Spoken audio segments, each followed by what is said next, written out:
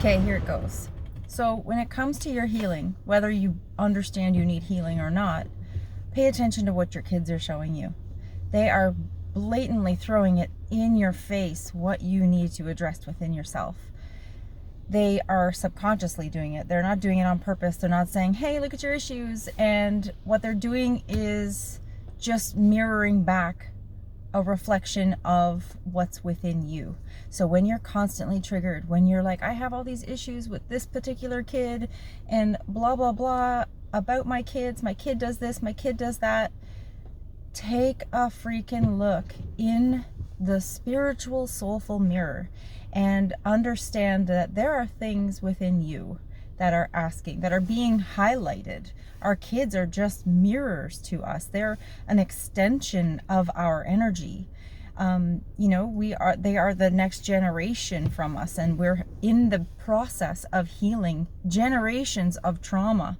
So even if you don't feel like you had a traumatic childhood, look at your kids, at their behavior at 4 years old. What happened to you at 4 years old? If you need to micromanage and you need to have all kinds of control over this, 4-year-old's everyday activities, then maybe there's something that occurred for you that you lost control of when you were 4. Maybe it was a parent divorce. Maybe it was, some kind of traumatic event where you had no control, and just take a look at the milestones that are happening. So you have a teenager, you're being triggered by something. Maybe it's a control thing. Maybe it's, you weren't heard. So the child is showing you, I'm not going to speak up about my emotions because there's no point, because I won't be heard. And you're like, why aren't you speaking? And, and then just whatever it is for you. If you're struggling with your kids, take a look within.